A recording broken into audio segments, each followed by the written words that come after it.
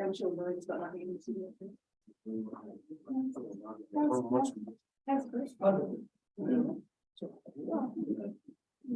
It's still, coming.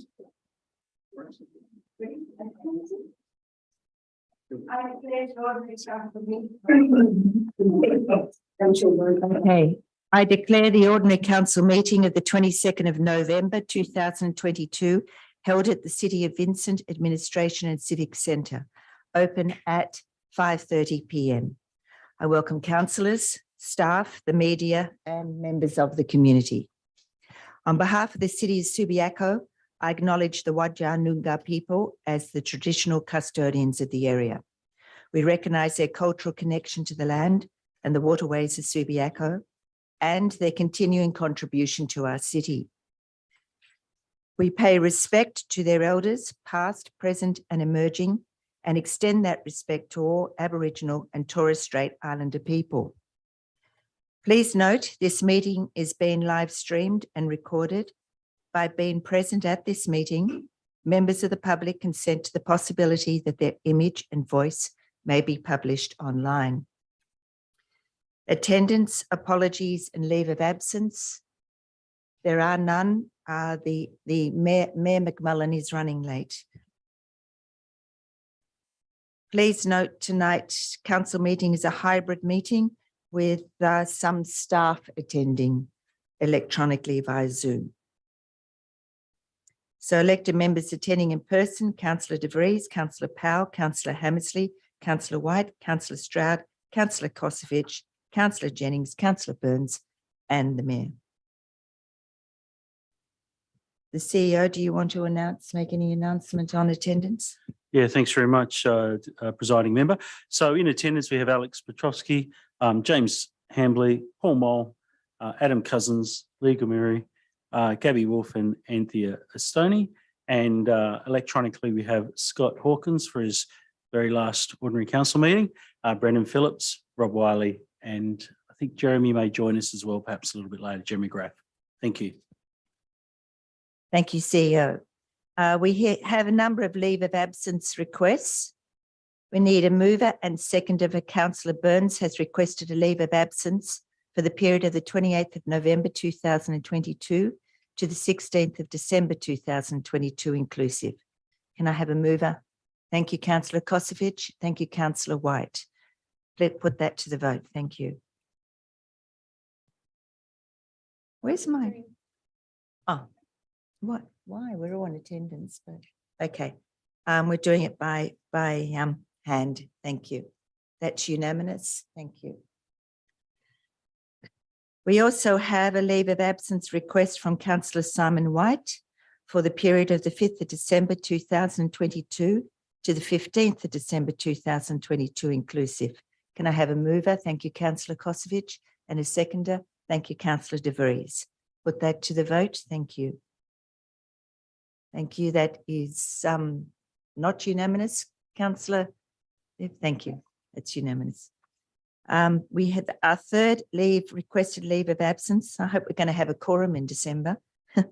Is from Councillor Rosemary De Vries, has requested leave of absence for the period of the 7th of December 2022 to the 31st of December 2022 inclusive. Can I please have a mover? Thank you, Councillor Kosovich and Councillor White. We'll put that to the vote. Thank you. That's unanimous as well. Thank you, councillors. Disclosure of interest. Do we have any disclosures of interest from elected members? I have one, which is on my desk. Thank you.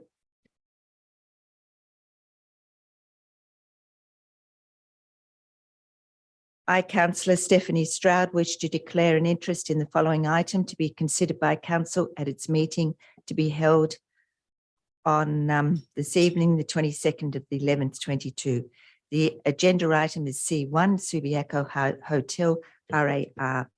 It's an impartiality interest pursuant to clause 22.2 of the Code of Conduct for council members, committee members and candidates. The nature of my interest is the owners are known to my son socially. Thank you. We have no responses to previous public questions taken on notice.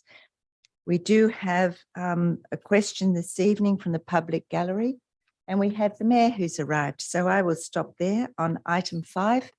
Thank you, Mayor. I got all the hard bits done. Very up to. Item 5. Oh, that's yours. Question time. Yeah.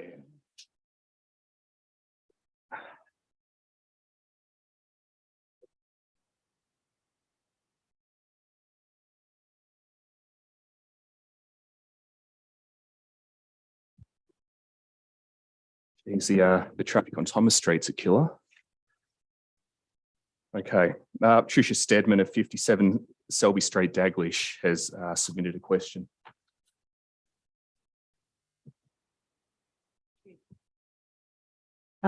Thank you. We'd like to clarify, add to the agenda briefing response and question from the Arts Hub group. We'll start by making the points paraphrased. 1, the PMH boiler building is fantastic. It's an Arts Hub phase 2. 2, the outpatients building or OOB, there are significant challenges, including its small size, distance from Subiaco Main Street, parking proximity, and the report, feasibility report, notes that there are heritage limitations with the OOB building. The feasibility report notes there will be no power until all civils are completed, or you can use a generator, earthworks, landscaping and construction, probably for a conceivable amount of time. So we are concerned about OOB in the near term. 3, we acknowledge Council's vision for OOB to be a bold entry statement about Subiaco building the arts, perhaps. The plan has great potential if the Council can secure the old boiler building for phase 2. However, if the boiler building outcome is not achieved, then the outpatients building, or OOB, its value diminishes as a hub of arts. If OOB is delayed, or if it does not proceed, then Tom Dador Centre, which was second choice, is only a 5-minute walk from Rockaby Road and seems an attractive starting point for the venue for the Artist Hub if Tom Dador is not required to be used by Council, which we got the impression may be the case. If old outpatients building is delayed or doesn't go ahead, and Tom Dador is not available for phase 1, then part A of the question is, has Council or Hatch Roberts Day approached Fred Fairthorne, the owner of the vacant Coles building, to see if a peppercorn rent can perhaps be negotiated so we can establish phase 1 there while the PMH site is agreed and the infrastructure is prepared? And part B of that, to follow on from buildings available, has Councillor Hammersley's agenda briefing question from last week regarding the ownership of the building on the corner of Salisbury Street and Nicholson Road been answered? And if so, is its suitability as a phase 1 venue worth exploring if there are holdups or problems with OOB? We'd like to note that we also strongly favour your management model 1, which is in the feasibility report on page 46. And we are ready to formalise the group with the appropriate governance as needed and in accordance with the way the project proceeds. We'd like to say that we'd like to thank all councillors and staff for moving the project forward quickly and efficiently and with enthusiasm. And we fully support all of your incredible efforts in this complex project that you're undertaking to be a crown jewel in the city of Subiaco. Thank you. Acting Director, Community and Development Services. Thank you, through you, Mayor. Thank you for the question and your enthusiasm on this project. The city has not approached the Coles Crossways landowner in relation to the peppercorn rent for an arts hub. The city is in communication with the landowner in relation to a local development plan that the city is preparing as resolved by council at its 31st of May 2022 ordinary council meeting. And in response to your second question, unfortunately, the city is not aware of the condition of the heritage listed site at 2 Nicholson Road, the Avro House, nor any plans of the state government in relation to its future use of sale. Thank you. Just a question for governance. Do we have timers on these microphones to indicate how long people have spoken for?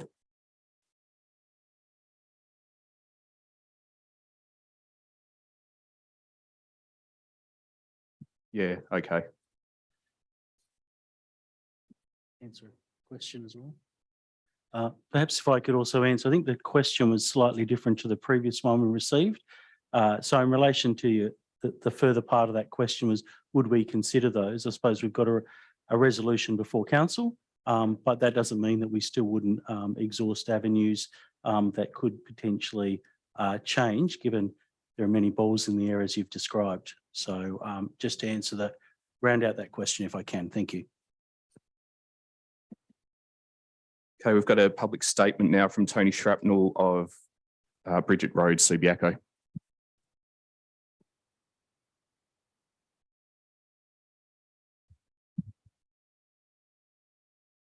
Thank you, Mayor and councillors, for this opportunity to speak.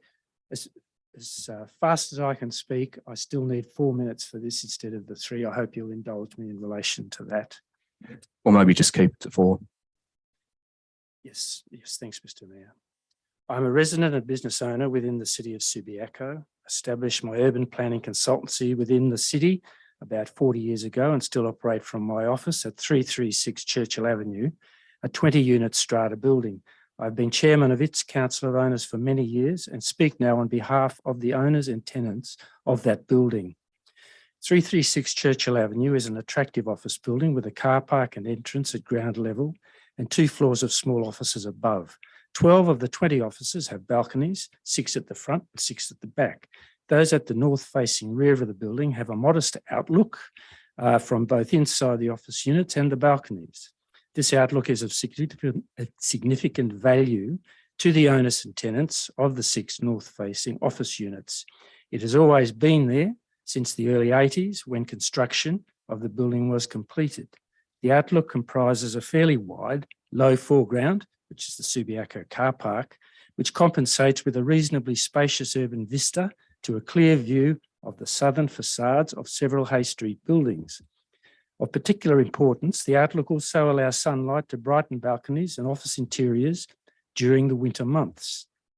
The Subiaco Hotel development proposal to establish a rooftop plant equipment room at eye level and 4.5 metres away from the first floor offices is potentially devastating for these tenancies. The current long-sustained context and character of these tenancies will be significantly compromised, and the economic value of the affected units will certainly be diminished. The main point I wish to make in this presentation is that this degree of disruption is simply not necessary. As an urban planner, I can certainly accept the inevitable logic of the hotel redevelopment proposal, and I support almost all of it.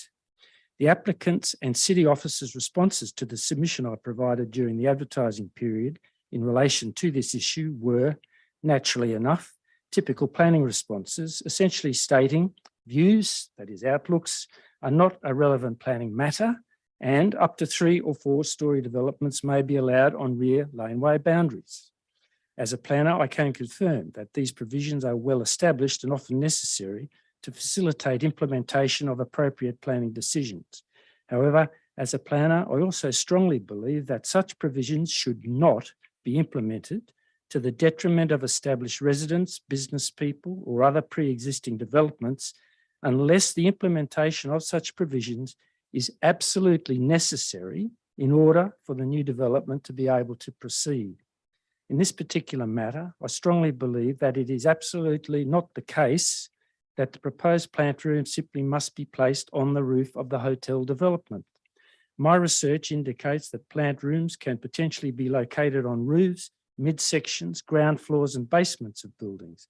The proposed development is not complicated and there would appear to be enough space to establish the plant room at ground level through, for example, some minor reorganisation and rescaling of the current bin room design and placement. And I'd like in due course, if you could refer to the rough diagrams on the following page of my statement that give you one example of that. Now, for these above reasons, I therefore earnestly request the council to seek the cooperation of the developer to move the plant room to the ground level as a fair and reasonable solution that will still work for the development, but won't impose long-term detrimental impacts on some of the city's small businesses. This can certainly be achieved if it is the council's will. Thank you. Thank you. Now, it wasn't a question, but we've got a comment provided in response to that by the Acting Director, Community and Development Services. Mr. Petrovsky, did you want to run us through the comment? Thank you, Mayor. Yes, I can.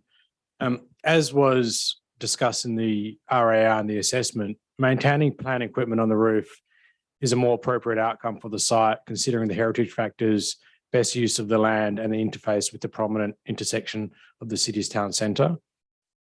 So any such reconsideration of this will require a significant redesign of the proposal, consultation with the city's DRP, referral to the Heritage Council of Western Australia, and obviously consent with the applicant and landowners as well. Plant equipment on roofs is consistently applied across planning and is considered an appropriate solution in this regard. Views and impact on property values, as was mentioned, are not considerations and can't be considered in this instance. Thank you. All right, there were no petitions and approved deputations this evening, so that brings us to confirmation of minutes of previous meetings. There's one set of minutes being those of the ordinary council meeting of the 27th of September 2022. A mover and a seconder to accept those, please. Councillor Kosovich and Councillor White. All those in favour? It's carried unanimously. Now some announcements by the presiding member. Firstly, welcome councillors. This is the first time we've all been in the same room together since about March, if I'm not mistaken. So it's nice to see you all here. Okay, well, the big news in the past month or so has been the unveiling of our giant, Billy Bob. He's, of course, a creation by Danish artist Thomas Dambo, and it's a little piece of world-class cultural experience here in the city of Subiaco. He's out there now for everyone to find him, and we're hoping that people from all over the state will come to Subiaco, look for our giant and spend a bit of time here while they're at it. I was pleased to attend the launch of the Giants of Mandurah down in Mandurah. Amongst the guests were Deputy Premier Roger Cook, Mayor Rhys Williams, and a number of councillors of the city of Mandurah. Anecdotally, I think Giants in Subiaco is generating real interest and excitement. Every time I go past Billy Bob, there seems to be someone, if not a small group, milling around, looking at him, taking photos, and enjoying the experience. So let's see how this one pans out. Now that's the big news for the month. There's plenty of other news that's no less important, and I just wanted to make some acknowledgements because there are plenty of things going on. Look, this isn't an exhaustive list, but recently I've attended the following events, and each one of these things has been supported and made possible by our hardworking staff. There's been the new Nausea Journal Studies, which is an annual event at which we launch a journal that's put out by a study group who's affiliated with the New Nausea Benedictine community. We've had the launch of Unwind, the launch of the Subiaco Heritage Map. Each one of these things are events which our staff attend outside of business hours, and I'm really quite appreciative that they make these things happy, and I'm able to attend and do what I do. We've had the Yiriyarkan Family Picnic, which, if you're not aware, Yiriyarkan is the resident theatre group Indigenous, but as its name would suggest, and they're residents at the Subiaco Arts Centre, so that they had a picnic on a Sunday, complete with performances, kangaroo stew and damper. And again, we were ably supported by our staff on a weekend, which was just so great to see. I've attended the Seniors Coffee Club, where I was just quite amazed that our staff are on a first name basis with some of the older people in attendance, and you know they know their stories, and that they seem to be a regular support for these older people in the community. I was just someone eating the morning tea and having coffee, and I was quite humbled to see that all this is going on. Remembrance Day, I wouldn't call it low key. In fact, quite the opposite. Our ceremony was attended by 3 levels of government. We had the federal member for Curtin, the member for Nedlands, and little old me, and Deputy Mayor, and Councillor Kosvich, I think, was there as well. So 3 levels of government at one ceremony, as well as all the local schools. A very touching ceremony. So thank you to everyone who was involved in that. And tomorrow we've got Coffee with a Councillor, which is the first of a series of coffees with the business community, which we're tying in with listening to business. We'll be ably supported by staff once again, and also several councillors. I think we've got councillors Power, White and De Vries who will be joining me to meet with a small selection of local business owners to talk about what's on their minds. Now, tonight is pretty significant for Subiaco's favourite accountant. I don't mean Colin Cameron, I mean Scott Hawkins. Now, unfortunately, Scott's attending by video, and Scott, you probably didn't expect that your last council meeting would be attended by Zoom and held in person at the City of Vincent, but these are the circumstances we find ourselves in. Scott, you've been at the City of Subiaco for 22 years, and longer than that in the local government sector. So you've become somewhat of a stalwart in this space. I understand you've served under 4 mayors, more CEOs, and even more councillors than you'd probably care to think about sometimes. So thank you for all your support over the years. You've been a steady hand, and your corporate knowledge is something that we're all going to miss once you're gone. That can't be replaced, and it's great to be able to tap into your memory bank whenever we need to know what happened prior to our times on council. So you've got one more council meeting left in you, I'm sure, and we'll catch up again before your time at the city's finished, which is, by my count, less than 2 weeks away now. So you leave with council's best wishes. Thank you, Scott. Yeah.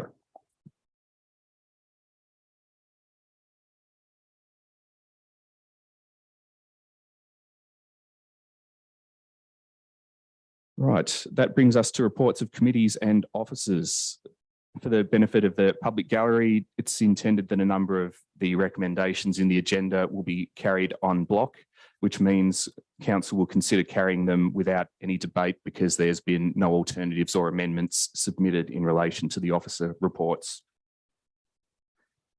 At the moment, I've got a possible en bloc vote, which would consist of items P1, AR2, C2, C3, C4, C6, C7, C8, C9, C10, and C11. Does anyone wish to pull any of those items from the en bloc vote? Councillor Hammersley. Thank you. C3.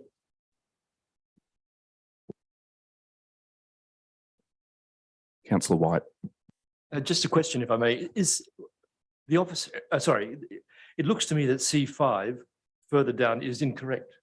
It should be, yeah, okay, so I'm getting nods. Are we all aware of that? So C5 is not part of the en bloc because it requires an absolute majority Yeah, vote. but it should be C6 is it should, so C6 it should be pulled out and C5 should be in, because yeah, it's just a numbering problem or error. Yeah.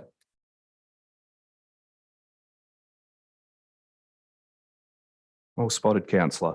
Okay, so just to confirm, C5 would would form part of the en bloc vote, and C6, which is the proposed endorsement of amended draft waste local laws, will require a separate vote. Okay, can I have a mover and a seconder for the en bloc motion? Councillor Stroud and Councillor De Vries. All those in favour? The item is carried unanimously.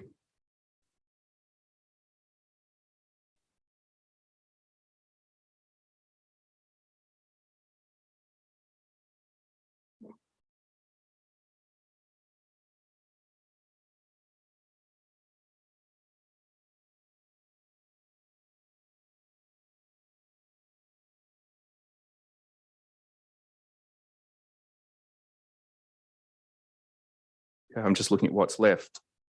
Let's move to item AR1. That's the first of the remaining reports, and that's going to be a report from the Audit and Risk Committee. It's the annual report and audited annual financial statements for the previous financial year. You move in a seconder, please. Councillor Hamsley and Councillor White. Councillor Hamsley, did you wish to speak? Councillor White? Does anyone wish to speak against? Okay, I'll call the vote. All those in favour? Carried unanimously. The next item is C3, the draft amended local planning policy relating to the refunding and waiving of planning fees. Preparation for public. Oh yeah, that's one of the big ticket items for today. Okay, the responsible authority report for 455 Hay Street, Subiaco. We've got the officer recommendation for approval with conditions and an amendment submitted by me. Do we have a mover and a seconder? Councillor Stroud and Councillor Hamsley. Councillor Stroud. Yes, thank you, Mayor. First, I want to say in moving this item, I wish to first reassure elected members, staff and the public that I have not been individually approached by the owners in person or by phone. The only correspondence I have received was the same that all councillors received on the day of the briefing forum. So the consideration before us is the RAR of 455 Hay Street and a recommendation for conditional approval. This involves the demolition and a construction of a single-storey extension to the Subi Hotel. This DA and its investments by the applicants is certainly a welcome initiative to the hospitality of Subiaco. It replaces that, I don't know whether it's bitumen or eyesore or concrete, probably a combination of both, but it replaces the eyesore that is currently a car park. It also fills that big gap between the buildings, hence creates a continuity of the building line, which really supports our streetscape. The DA is compliant in height, in plot ratios, and in setbacks. How unusual is that? Where the DA is not compliant is with parking, but that is deemed acceptable by the staff report, given the location of the site in a transit-orientated development area, also given the possibility of alternative transport, and the addition of 100 parking bays in Subiaco 1 when it opens, if not by Christmas, shortly afterwards. Now, the support for this RAR does come with some conditions, and there has been some adjustments to those conditions, and I understand an amendment is being put up by Councillor McMullen, and I do support this amendment. I believe that one of the conditions of approval, which is the transport impact statement, while it may seem parts of that to be not particularly relevant, there are some very important aspects of it because it assesses the road network surrounding the site. Importantly, a transport information impact statement will inform the loading and unloading bays and the management of that, And that also becomes relevant when you think about the 6 1,100 litre bins that have to be pulled down onto Hay Street. A TIS will also be relevant to the yet to be redesigned bus stop, if that actually happens, the bus stop out on Hay Street. Also, one of the conditions of approval regards the final noise assessment. Now, this noise modelling has not been provided in the noise report. It doesn't provide any recommendations for treatments in terms of addressing the crowd and plant noise. We've had a speaker tonight already express concerns about the potential noise from that plant. It's also not unusual to request this sort of noise report with once planning has been approved. So back to the RAR in total, I recommend this report to you. Thank you. Councillor Hammersley. Thank you. I find myself a bit surprised that I had to second this. It looked like no one else was going to. So, look, I think all I'd like to say is just to remind ourselves that unfortunately, as planning decision makers, we really don't have the power to require people to design their buildings according to the needs of their neighbours. All we have is a set of planning requirements, and that's what we work within. So I understand this, and I do believe this is going to be quite a difficult transition for a number of people in the community. And they're all going to be operational issues that the staff are going to have to manage. And I don't think it is going to be smooth sailing at all. However, as problems come up, that's what we have to do. We have to work through those problems and find solutions so that we can live as a community together.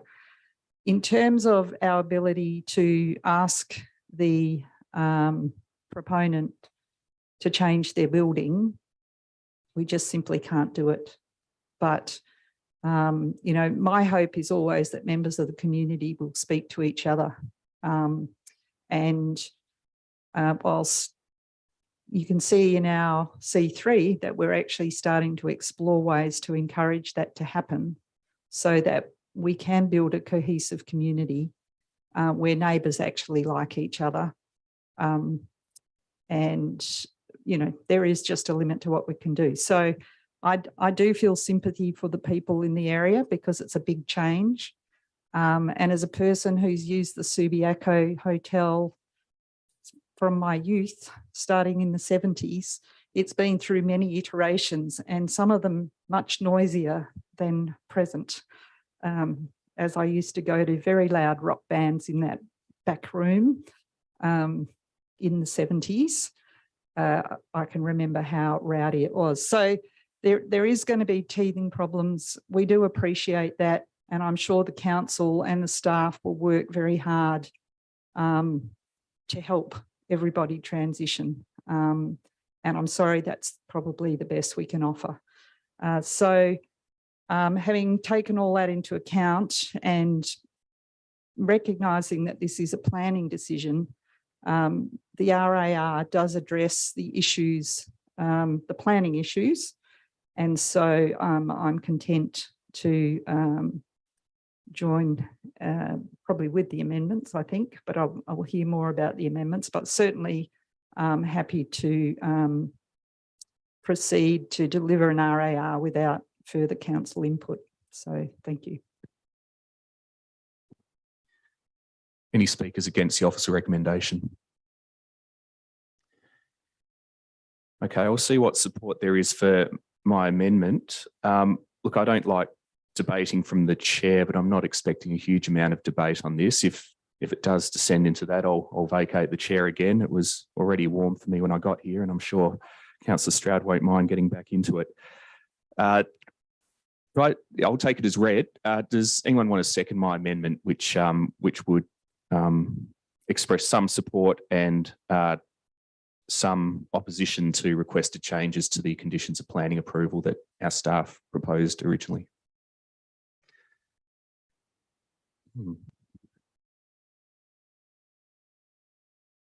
Okay, well, if the mover and the seconder of the officer recommendation are happy to take it on board, we can do it that way. But if there's no seconder for the amendment, then I suppose it lapses and it will be a very short debate. Sure. If the amendment isn't moved, does that mean the RAR will go in as presently drafted? And that's the first question. The second question is, if it does that preclude negotiation at the next stage, which is in the DAP? Thanks, councillor. Mr. Petrovsky, are you able to answer those two questions? As to the first one, I'm not aware of any proposal to change your officer comment, notwithstanding you've provided separate comment in the table that I'm submitting as an amendment. So perhaps you could just speak to whether there's any proposal to change the RAR and what scope there is for negotiation after tonight's meeting. Thank you, and through you, Mayor.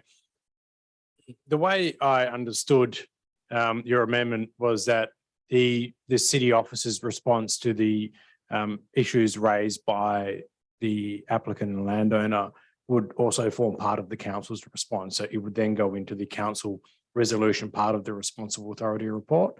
As officers, we always have the scope in changing the officer recommendation. So this would essentially beef up the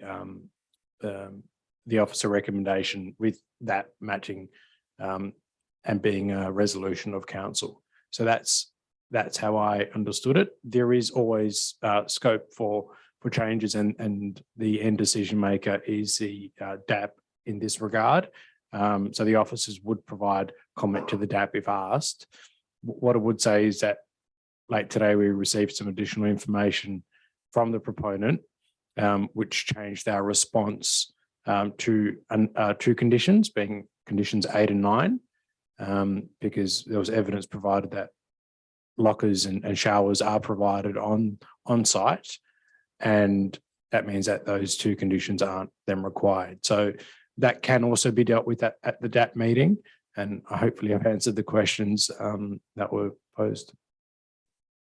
Well, just to pick up on your reference to those two conditions, which I think you're saying are now no longer needed, at present, there's going to be no change to those conditions in the RAR or those proposed conditions unless a councillor moves them as an amendment and gets a seconder and we carry the thing. Is that correct? Thank you, through you, Mayor. Yeah, that's correct. Earlier today, I did send in some wording that would assist if council were of that mind, and governance have that wording as well. It could work with your amendment as well. So essentially, your amendment aligns the council resolution with the officer's recommendation, and the second amendment and the wording I sent through today would essentially remove recommended conditions 8 and 9. Okay, well, we'll deal with the one I've submitted first. Councillor Jennings. Yes. So, and through you, Mayor, perhaps to Acting Director Petrovsky. So does that mean when you go, when you're before DAP or they're assisting DAP, or even before that, because in these amendments, you're obviously supportive of these changes or think that they can be made, that the Mayor's amendment has incorporated.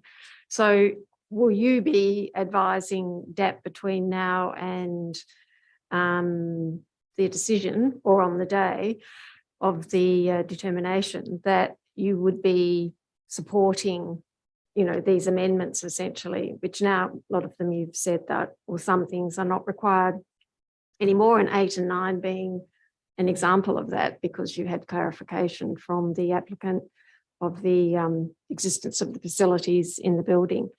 So And I don't know whether you did just answer that because I was a little bit distracted because I was looking at Director Hawkins' dog. So sorry, I got a bit distracted and didn't listen properly. So I'm sorry if I'm asking the same question again. Thank you, and through you, Mayor. I guess it's Scott's last meeting, so he can do that. Essentially, we would need to provide officer response to the DAP. So we will always be putting forward council's recommendation and resolution. But if there are questions of a technical nature asked about in our planning opinion, are these conditions required? We would provide that response to say, look, we now have information that these conditions aren't required. So if that matches with the council's resolution, then it's easy for us to say, and that is the council's resolution. But if it doesn't, then the caveats on there say that, well, actually, this information came in late. Council wasn't able to consider it in the weeks leading up to it, but this is our officer recommendation. So maybe just to cover off, Ms. Petrosky, I don't think we'd normally like you to change your RAR after you've submitted it to council, but on this case, it seems like your advice has changed in the course of a couple of weeks. Why can't you change your RAR in these circumstances?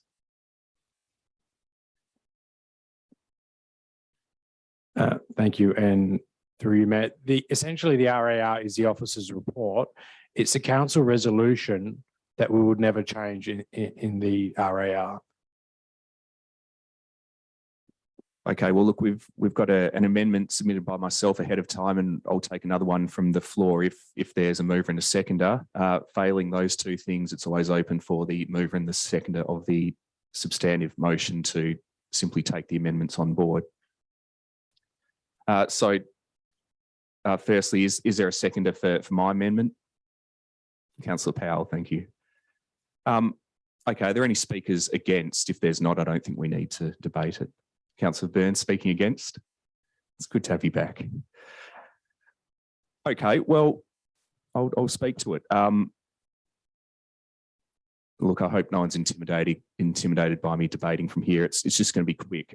Look, the background to this amendment is that, as you would have all have seen, a briefing note was submitted by the applicant's planning consultant about a week ago, requesting a number of modifications to the conditions which our officers had proposed.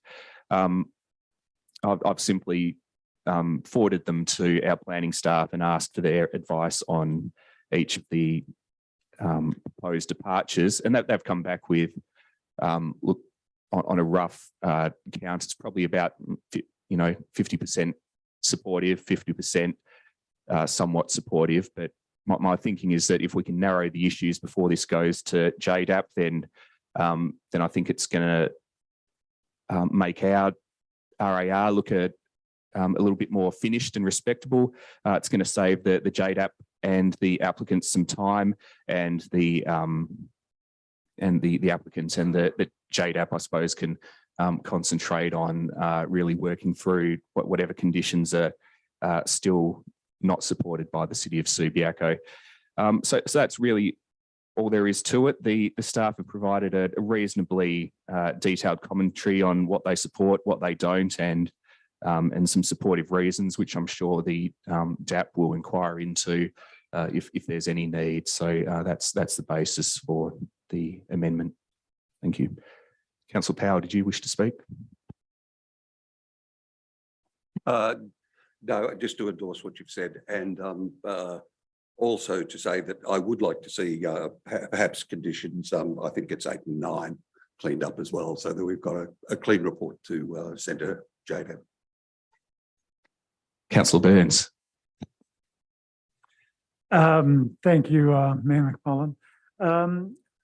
I'm not so much speaking against your amendment as making a point to it that our eyes seem focused currently on the matter going before JDAP, and I'd put it to you that the items that have been raised are arguably dealt with past JDAP when the applicant has a far greater hill to climb, and that's getting them out of licensed. So it would be somewhat equivalent to us if I had put forward an amendment that, for instance, that we a report with regards to safety and security was added. Well, it would be irrelevant because that would be taken care of at the time the applicant went before liquor licensing.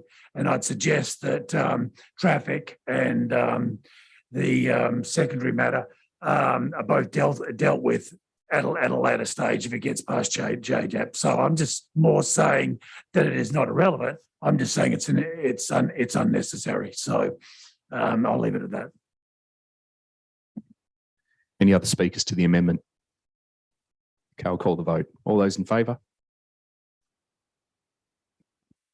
I don't know if it's going to. No, just the amendment that I submitted. Yeah, so the question was, am I going to amend the submitted amendment? No, we'll deal with them sequentially. So we'll deal with 8 and 9 after this. All those in favour of the submitted amendment? I think that's unanimous. Thanks, everyone. Okay, Councillor Powell, you've said that you'd like to see 2 of the conditions tidied up. Were you signalling that you wanted to move those amendments, or are you going to look to someone else to do that?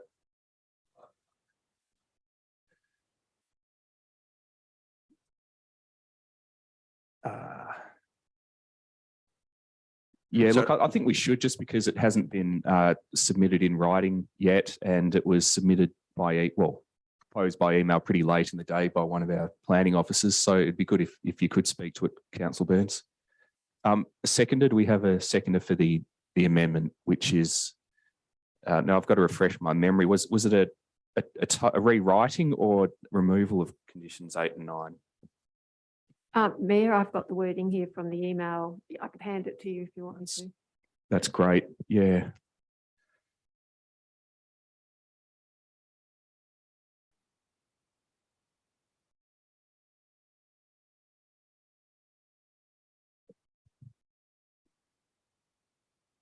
Yep. Okay. So the amendment would, I miss our screen that we've got in our own council chambers, but I'm obviously just a bit homesick. What we're proposing is that we'll insert some words. Okay. So basically the officer recommendation will be as previously submitted, but we'll be adopting it and including as a council recommendation. Maybe I'll just read the whole thing. So the officer recommendation to the Metro Inner North Joint Development Assessment Panel for approval of the development application at 455 to 465 Hay Street, Subiaco, as set out in the RAR, is adopted and included as a council recommendation in the relevant section of the Responsible Authority Report. And now we'll be adding the words subject to the removal of conditions 8 and 9 and the renumbering of conditions accordingly. And then there's just a final sentence that the RAR is submitted to the presiding member of the DAP by midday on the 25th of November. Okay, so that amendment was moved by Councillor Burns, seconded. Did I get a seconder? Councillor Jennings? Councillor Burns, did you wish to speak to it? Just very briefly, it's logical. It's supported by staff, albeit that they felt they couldn't support it because we had previously ordered them not to change RARs. But in this case, we've added a little something and we'll take a little something away. So I'd suggest that we just push it through and tidy it up. Thank you. Councillor Jennings. Councillor Stroud. Thank you, Mayor. I'd just like to be quite clear about what we are talking about here, and it was the end of trip facilities. It involved the condition that involved extra shower facilities and lockers. And at the time that the RAR was written, the applicant had not provided the extra information that did come later, which gave us the satisfaction that there were sufficient showers and locker facilities for the employees. So that's what it's really about. We are now removing those conditions. We are satisfied that the applicant is already providing it in the Subiaco Hotel build. The other, no, I shouldn't go on. That would be it. Thank you. I can go on later. Thank you. Any other speakers to the amendment? Okay, I'll call the vote. All those in favour of the amendment? The amendment's carried unanimously. So we've now got the original officer recommendation as amended by two amendments which councillors supported unanimously. We've heard from Councillor Stroud and Councillor Hammersley, so I'll look for any other speakers to the amended recommendation. Councillor Powell. Can I just ask a question? How will the substantive motion now read?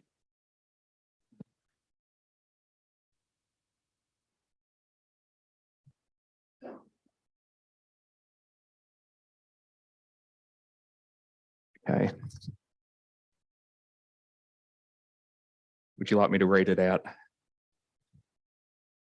My apologies. It would be easier if we had the board, but I'm just trying to see how it would actually fits together. Let's give this a shot.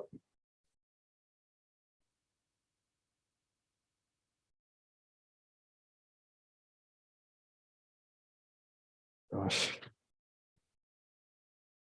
Okay.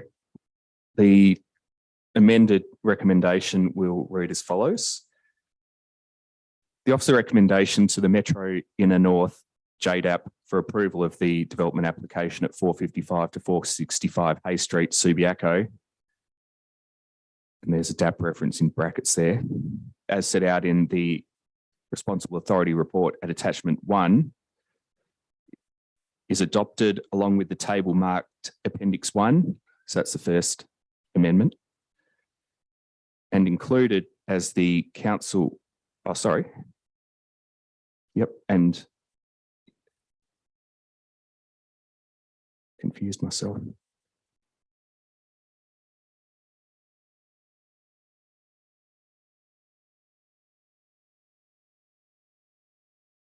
Okay, so the first amendment was is adopted along with the table marked Appendix 1 and included as the council recommendation in the relevant section of the Responsible Authority Report. And here comes the second amendment, subject to the removal of conditions 8 and 9 and the renumbering of conditions accordingly.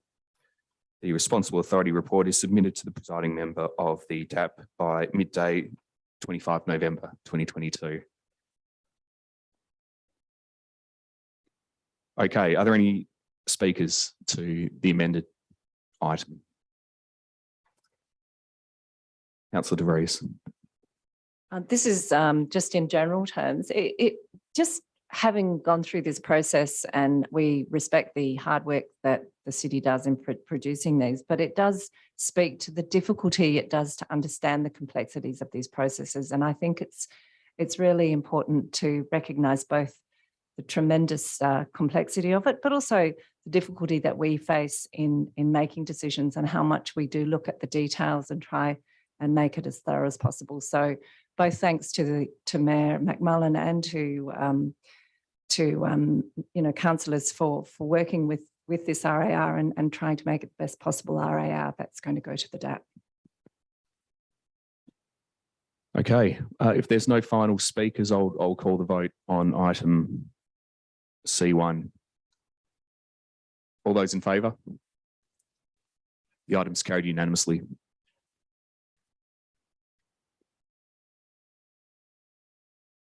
Okay, the next item is C3, Draft Amended Local Planning Policy 7.2, Refunding and Waiving Planning Fees Review, Preparation for Advertising. This was pulled by Councillor Hammersley. You're going to move it, are you? Looking for a seconder as well. Councillor De Vries. Councillor Hammersley. Yeah, just briefly.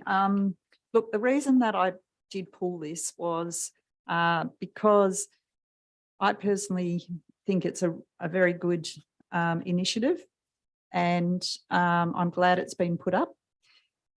However, I have already started to hear from the community about the detail.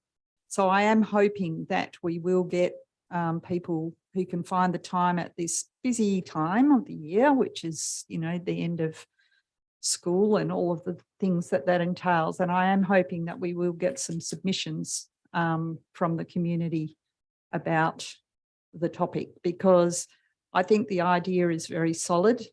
The devil's in the detail. And I think we haven't had a workshop on this. And so I always have this dilemma about sending things out from public consultation when I don't myself actually think it's close to the final document.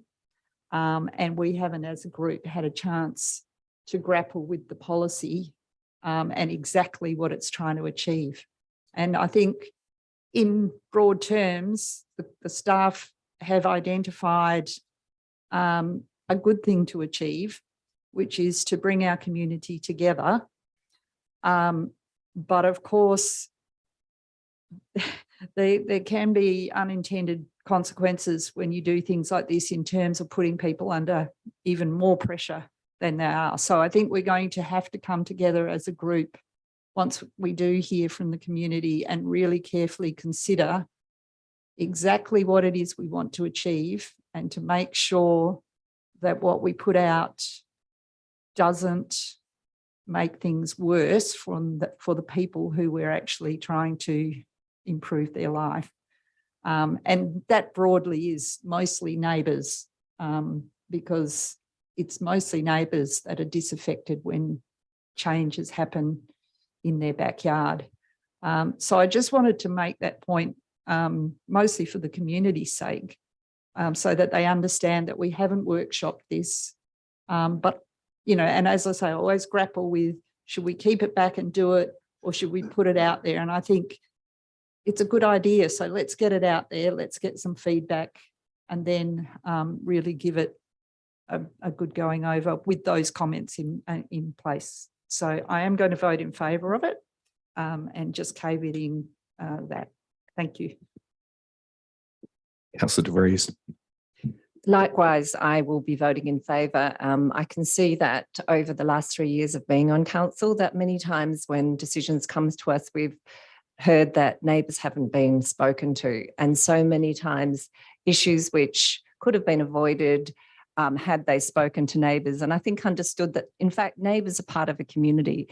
I think sometimes decisions could have been different. Indeed, my own neighbours spoke to me before they went ahead with their development. So I think it's been really trying to understand our community and make our community a little bit more friendly to each other. And I think this isn't that we're trying to be unfriendly when we don't talk to our neighbours about our development, but this is just a way to encourage people to think, well, you know, in 2 years' time when this is finished, I'll be still be living next door to that person. So I really think it's going to do the job of building social capital and creating a little bit more community spirit. But I can see that there will be problems in ironing it out. And I think the consultative process will enable people to raise their concerns.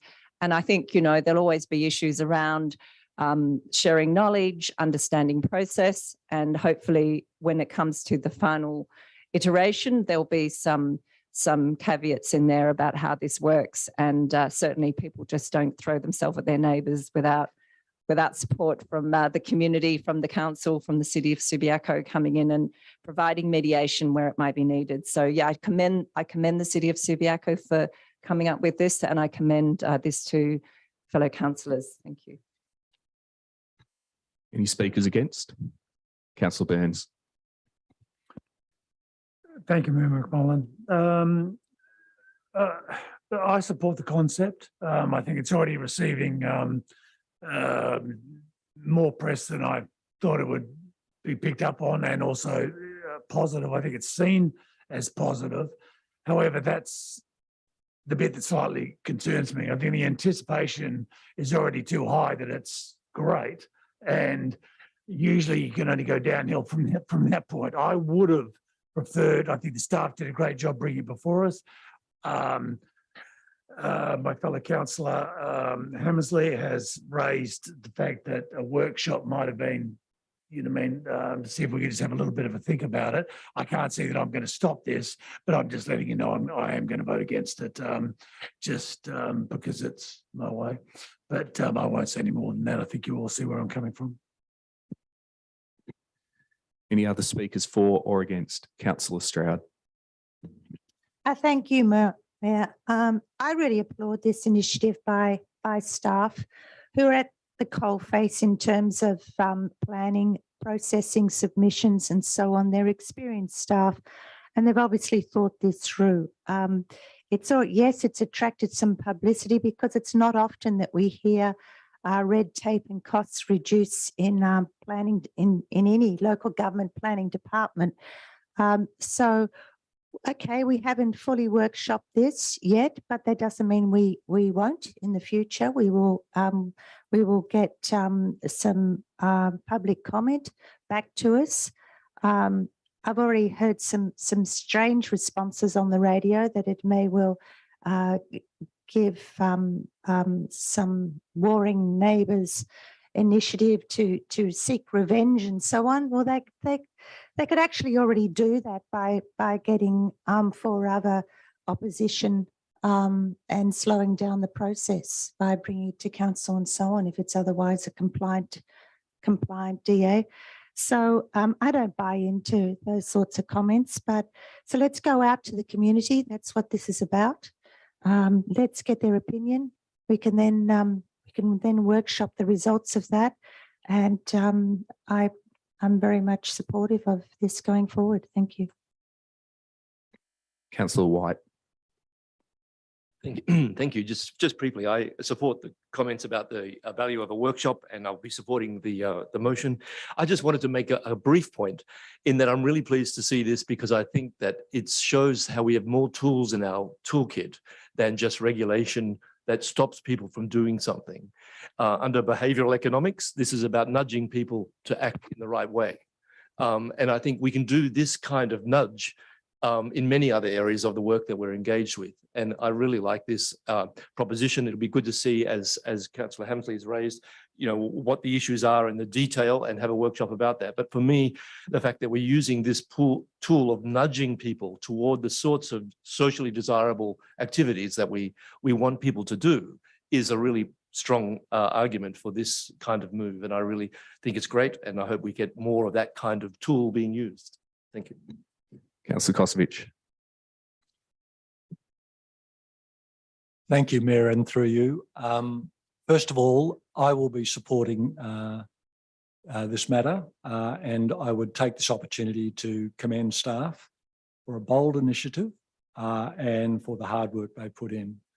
I think I raised questions at the agenda briefing forum last week about checks and balances. I'm pleased I raised those. I've received good feedback from residents. I think as someone who's experienced neighbours going in and coming up with a development alongside me many years ago and not telling me about it and then having to go down and panic like a lot of other people. I think we saw a matter that came before council with Heytesbury Road earlier in the year. It was very contentious, it was heated. And I know that Councillor Burns and I went down and spoke to those people. Something that I got out of this process many years ago was a preparedness by the councillors to come to my place and look at my concerns, and it's something I've never forgotten. I think the consultation phase is critical. We're going to do this in small steps. Hopefully it'll come back. Hopefully we do get to have that workshop, which I think what Councillor Hammersley has touched on is important. It's gleaned a lot of media attention, and rightly so. It's a bold move by the city to do this. And as long as we carefully work through it, checks and balances in place, I think we could end up achieving something that leads to a harmonious community outcome, particularly over something that's been very contentious at times. That's all I have to say. Thank you.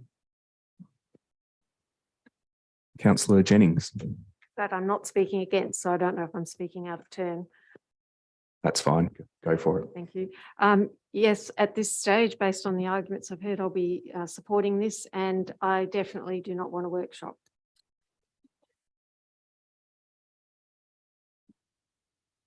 Councillor Powell. Yes, I may as well join in as well. Look, I'll be supporting this as well. I think some of the toughest decisions we face in this council at times in regard to planning have been disputes between neighbours over somebody who's got their, forever home and their dream home, and the neighbours don't see it that way. They see it more as a bad dream, probably. So, look, this is really just another step. It's a very early step in the process. It's not going to change, any of the rest of the process that goes through with planning. It's just an early step. And if problems were going to appear in this early step, they were certainly going to appear they will certainly appear as well later. So I don't really see it having a big effect with that. This really, I think, if this offers consultation offers, a chance for at least there to be some respectful discussion between neighbours before it comes to council. And anything that sort of aids community harmony, if possible, anything that, gets past some of the problems that could be avoided through good communication, I think is a good thing. And what's more, this is really just going out for consultation. We will hear when it comes back, what the community really thinks and whether they have any problems with it. And then I possibly would like a workshop. Just because you said that, I'm going to speak, Councillor Powell. I'm going to enter the debate just very quickly. Look, it might have come out during the agenda briefing, but I missed that section of the briefing. But I'm advised that this initiative hasn't been tried by any other metropolitan local governments, and it's quite possible that no one else in WA has tried it before. So this is pretty innovative, and it's good that Subiaco has the opportunity, subject to advertising, to be showing some thought leadership in the planning space. Now, just in terms of the positive interest that seems to be out there, I confirm that 6PR asked for a radio interview last week, but messaged me a bit too late in the morning to arrange that. And ABC also requested an interview, and I was pleased to say a few things to the extent I was able prior to tonight's meeting. But yes, there seems to be some positive interest in the wider community, and presumably we'll find out a bit more about what our own more local community thinks about the matter once we go to advertising. So on that note, I'll call the vote. Do you want to ask the question? Sure. We'll have a question from Councillor De Vries, then we'll call the vote. Through you, Mayor McMullen, this is for the CEO. Will there be a workshop? CEO. We'll follow the usual process of liaising with the mayor and seeking feedback from the elected members. Yes, and probably the right to reply as well, perhaps, in relation to this item.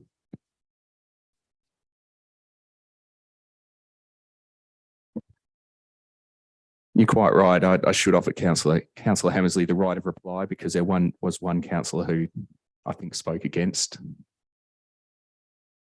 Because you've offered it to me, I won't take it up. Thanks. Okay, now I'll call the vote. All those in favour? The motion is carried unanimously.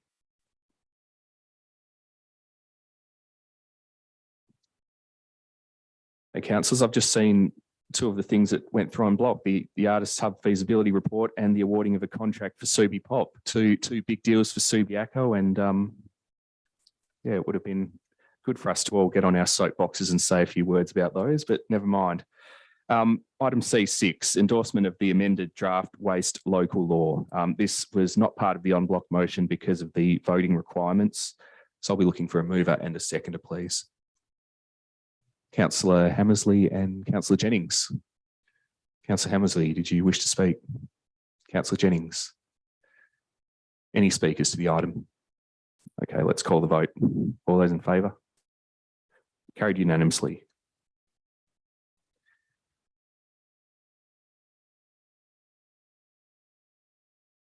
Okay, that's the end of the officer reports, and there is an elected member's motion of which previous notice was given, and that was submitted by Councillor De Vries in relation to accessible outdoor gym equipment.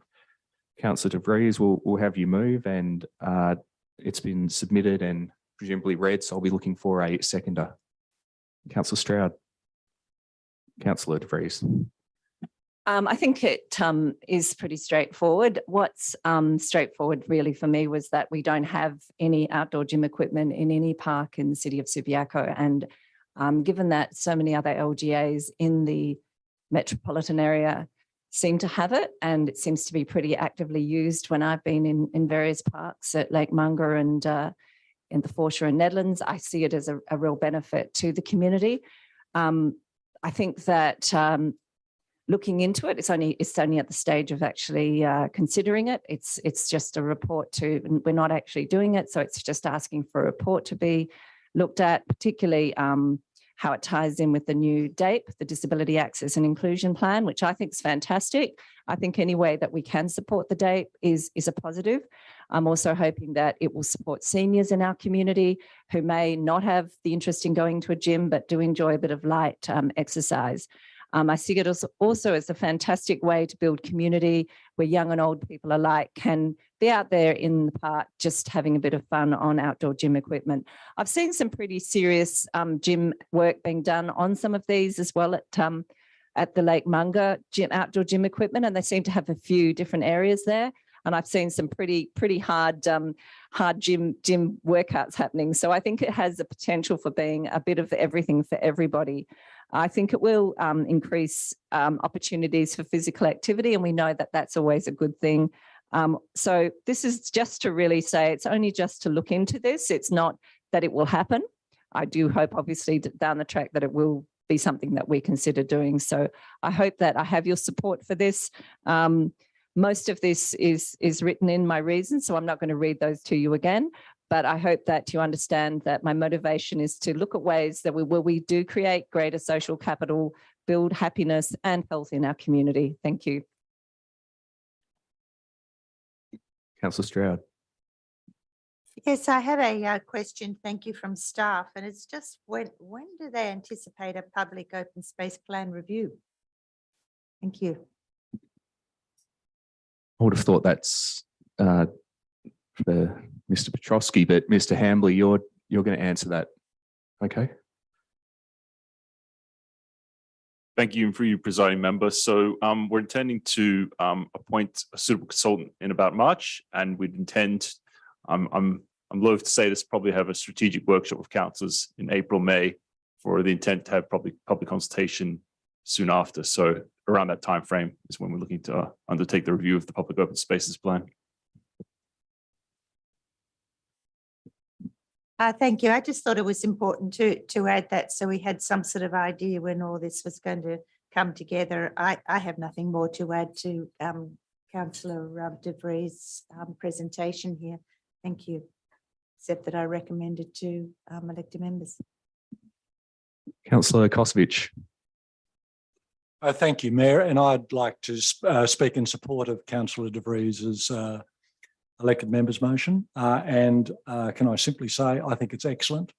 I think it goes to what we all care about, our community, the health and well-being, getting equipment out into the active open green spaces that we do have in our community is very important.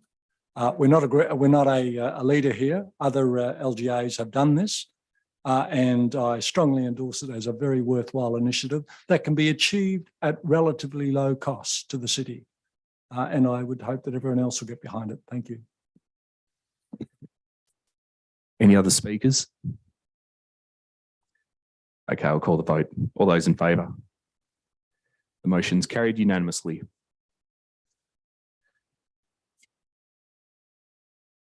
That's all the end of the items that we're able to discuss in an open meeting setting. There's actually two confidential items that we need to discuss now. The first appears on the agenda, and the second doesn't. Just seeing which one's which. Okay, so we've had a late agenda item relating to the Seddon Street public realm. That's been submitted on an urgent basis, and it's allowed to be included. Sorry, I've lost 13.1. Oh, there it is. Yeah, 13.1 temporary staff accommodation. Really should be staff and council accommodation, but we'll discuss that later. So both of those relate to potential contracts that are of a commercially sensitive nature. So I'll be looking for a mover and a seconder to go behind closed doors pursuant to section 5.232C of the Local Government Act while we discuss 13.1 and 13.2. Councillor Kosovich and Councillor Stroud moving. All those in favour of the procedural motion? It's carried unanimously. Thanks, Lloyd. Thanks, Sarah. Sarah's from Perth now, by the way.